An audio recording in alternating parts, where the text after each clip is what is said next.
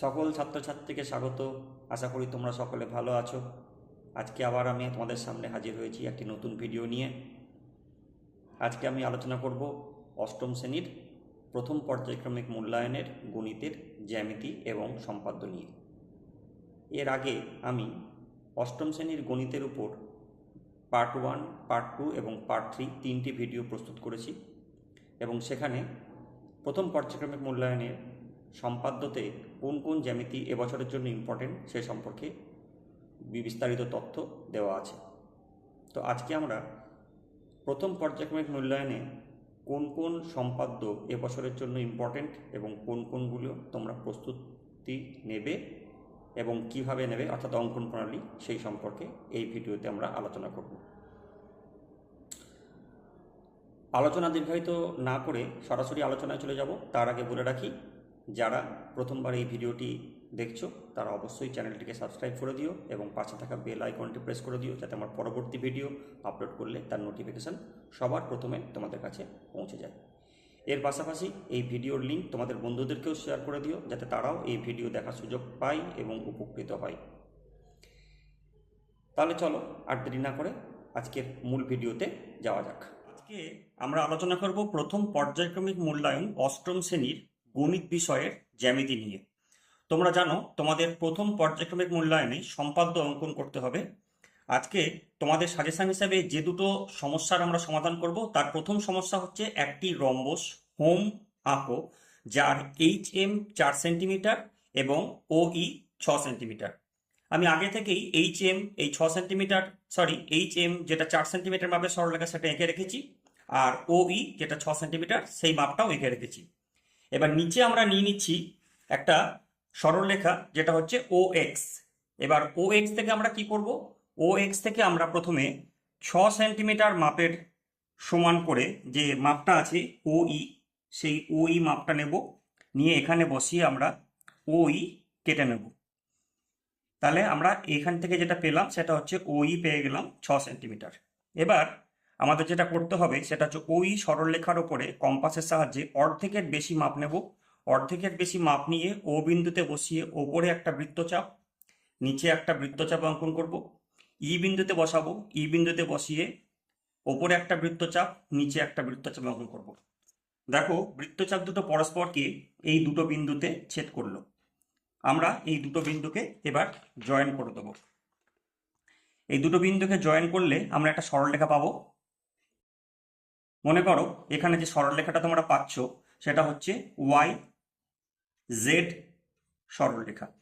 এবার আমরা কি করব, এখানে যে HM মাপ যেটা আছে সেই মাপটা কত আছে? সেই মাপটা আছে 4 সেন্টিমিটার। আমরা এখানে 4 সেন্টিমিটারের অর্ধেক অর্থাৎ 2 সেন্টিমিটার মাপ স্কেল থেকে নেব।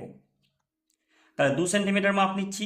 মাথায় রেখো 4 সেন্টিমিটারের অর্ধেক হিসাবে আমরা 2 সেন্টিমিটার মাপ নিচ্ছি। 2 সেন্টিমিটার মাপ নিয়ে আমরা মনে করছি যে এই OE সরলরেখা কে XZ সরলরেখা M বিন্দুতে ছেদ করেছে। তাহলে M বিন্দুতে আমরা কম্পাস বসিয়ে ওপরে যে MY আছে সেই MY থেকে আমরা 2 সেন্টিমিটার কেটে নেব। নিচে যে MZ আছে সেখান থেকেও আমরা 2 সেন্টিমিটার কেটে নেব। কেটে নেওয়ার পর আমরা যে নতুন দুটো বিন্দু পেলাম সেই দুটো বিন্দুকে আমরা পয়েন্ট করে দেখিয়ে নেব। এবার আমরা কি করব না, পেন্সিলের সাহায্যে এই দুটো বিন্দুকে জয়েন করব। এই দুটো বিন্দুকে জয়েন করব কার সঙ্গে? একটা জয়েন করব E বিন্দুর সঙ্গে, আর একটা জয়েন করব হচ্ছে O বিন্দুর সঙ্গে।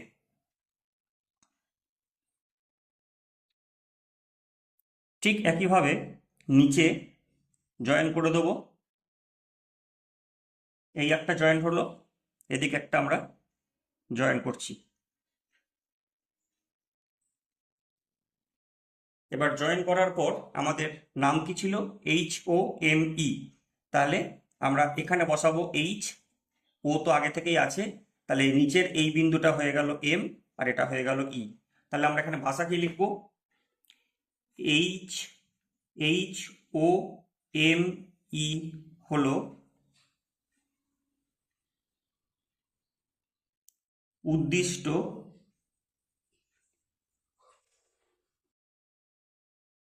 রম্বস, যার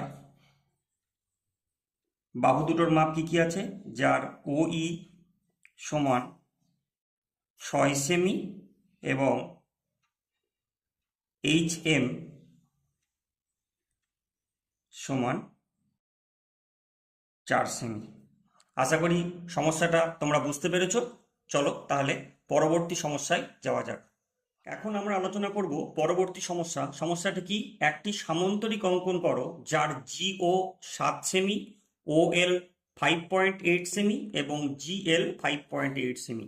আমি আগে থেকেই তিনটে মাপ এঁকে নিয়েছি। এই হচ্ছে আমাদের GO যেটা 7 সেমি, এই হচ্ছে আমার OL যেটা 5.8 সেমি এবং এইটা হচ্ছে আমার GL যেটাই হচ্ছে 5.8 সেমি।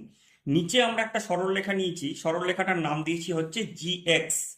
এবার GX থেকে আমরা কি করব, GX থেকে আমরা প্রথমে GL যে মাপটা আছে অর্থাৎ 5.8 সেমি, এই মাপটা আমরা এখানে প্রথমে নেব। 5.8 সেমি মাপটা নিলাম। 5.8 সেমি মাপটা নিয়ে আমরা এখানে বসিয়ে এটাকে কেটে নেব। এটা কেটে নিলাম। এখানে আমরা নামকরণ করে দিচ্ছি। এই বিন্দুটার নাম হয়ে গেল L। এবার দেখো আমাদের সবচেয়ে বড় মাপ যেটা আছে 7 সেমি, সেই মাপটা এবার আমরা নেব। সেই মাপটা নিচ্ছি আমরা GO নিলাম। সেই মাপটা নিয়ে আমরা কি করব, G বিন্দুতে বসাবো, বসিয়ে ওপরের দিকে একটা বৃত্তচাপ অঙ্কন করব। একই মাপ থেকে গেল।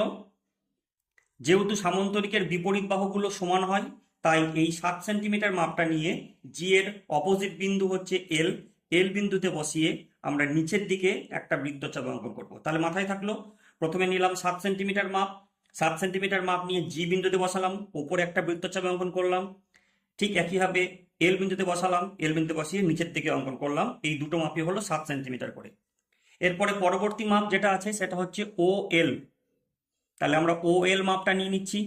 OL মাপটা নিলাম। OL মাপটা নিয়ে দেখো আমাদের ছবিতে L বিন্দু আছে, তাহলে L বিন্দুতে বসাবো। L বিন্দুতে বসিয়ে আমরা ওপরে কাটবো। ওপরে কাটলাম। আবার ঠিক একইভাবে,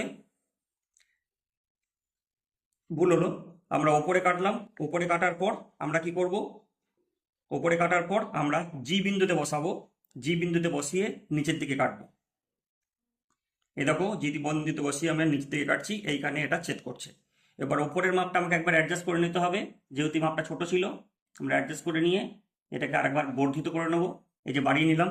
বাড়িয়ে নিয়ে দেখো এইখানে একটা বিন্দু পাওয়া গেল, যেখানে দুটো বৃত্তচাপ পরস্পরকে ছেদ করলো।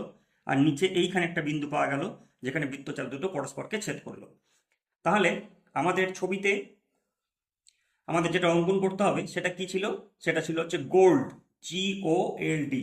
এইটা হচ্ছে আমার সামান্তরিকের নাম। তাহলে এই নামের G এবং L আমরা পেয়েছি। তার মানে আমাদের ওপরে বৃত্তচাপ দুটো যেখানে ছেদ করলো সেই ছেদবিন্দুর নাম দেবো হচ্ছে O, এবং নিচে যেখানে ছেদ করেছে সেই ছেদবিন্দুর নাম দেবো হচ্ছে D।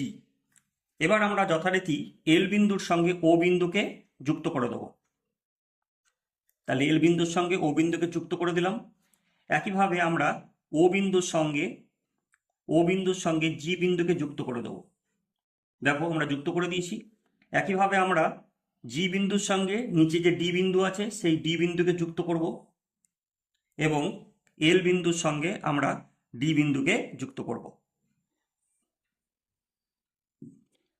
তাহলে দেখো এইখানে যে মাপটা এলো, এই মাপটা হয়ে গেল আমার 7 সেন্টিমিটার, এবং তার বিপরীত বাহু হিসাবে এই মাপটা আসলো 7 সেন্টিমিটার। এইখানে যে মাপটা ছিল এই মাপটা হয়ে গেল আমার 5.8 সেন্টিমিটার, এবং এইখানে যে মাপটা আসলো বিপরীত বাহু হিসাবে এটা আসলো আমার 5.8 সেন্টিমিটার। তার মানে এই মাপটার সঙ্গে এই মাপটা সমান, এবং এই মাপটার সঙ্গে এই মাপটা সমান। তোমরা অঙ্কন করবার সময় এই দুটো জিনিস কিন্তু মাথায় রাখবে। তাহলে আমরা কি পেলাম, GOLD হলো উদ্দিষ্ট সামান্তরিক যার বিপরীত বাহুদ্বয় 7 সেমি এবং 5.8 সেমি। আশা করি সমস্যাটা সবাই বুঝতে পেরেছো। তার পাশাপাশি এখানে মাঝখানে যে GL আছে, এই GLটার দৈর্ঘ্য হচ্ছে 5.8 সেমি। তাহলে GLটা হলো কর্ণ যার দৈর্ঘ্য 5.8 সেমি। আশা করি সমস্যাগুলো সমাধান করে দিয়েছি এবং সমস্যার সমাধানগুলো তোমরা খুব ভালোভাবে বুঝতে পেরেছো। তাহলে আজকের ভিডিও এখানে শেষ করছি, দেখা হচ্ছে পরের ভিডিওতে। সবাই ভালো থেকো।